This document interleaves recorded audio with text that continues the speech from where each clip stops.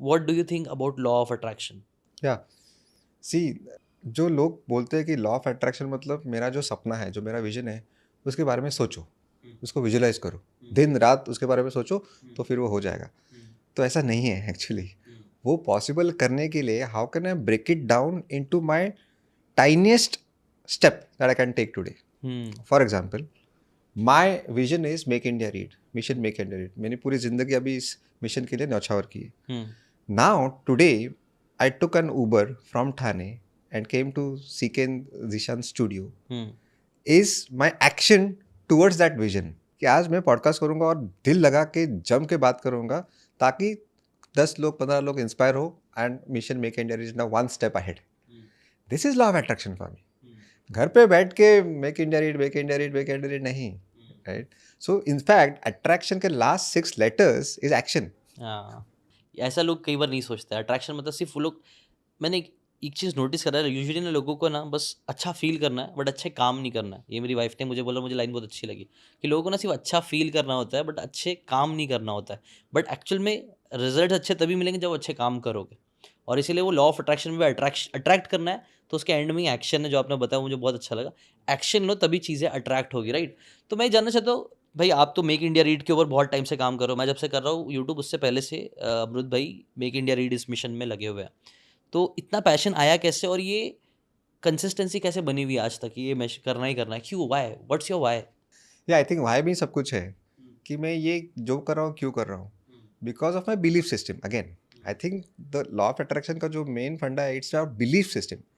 अगर एक चीज़ पे आप बिलीव कर रहे हो ना, फिर कुछ भी हो और वो हिलना नहीं चाहिए। हाँ। लाइक गांधी जी का बिलीफ सिस्टम वॉज सत्य एंड अहिंसा। It was his Y.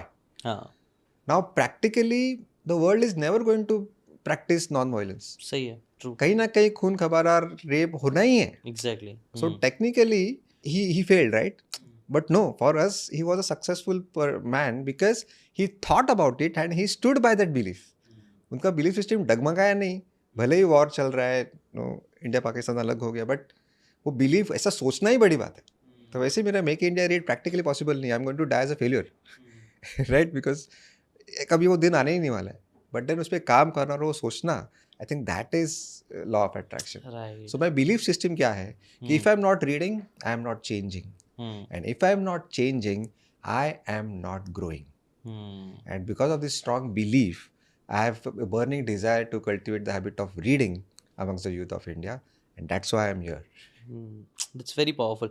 और ये हमने भी कई बार हर बुक में नोटिस करा ना, एक वाई स्ट्रांग हो जाता है ना तो ऑटोमेटिकली वो आपको चीज़ें अट्रैक्ट करने में हेल्प करता है और कंसिस्टेंटली एक्शन लेने में हेल्प करता है। जैसे गांधी जी का भी आपने एग्जांपल दिया, तो उन्होंने वो बिलीफ के साथ साथ एक्शन भी लिया। जैसे कि आपने बोला एक्शन लिया, ही टुक एक्शन कि भाई हम नहीं खाएंगे, हम सत्याग्रह करेंगे, हम सॉल्ट नहीं लेंगे, हम यहाँ जाएंगे, हम यात्रा करेंगे, ये सारी चीज़ें। तो वो एक्शन बहुत ज़्यादा इंपॉर्टेंट पार्ट था जिसे नज़रअंदाज नहीं करना चाहिए, राइट? Right.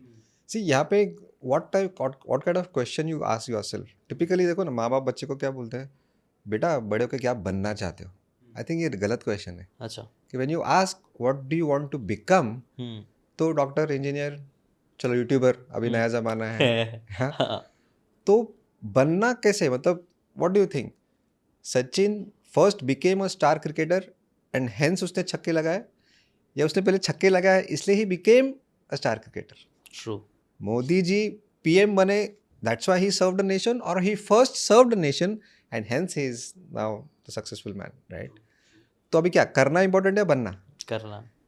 तो if you change that question and ask ourselves, how am I going to contribute to this world? What problem I am going to solve? अभी बच्चा क्या सोचेगा, ओ क्लाइमेट चेंज पे काम करते, ओ टेररिज्म पे काम करते, ओ करप्शन पे काम करते, राइट?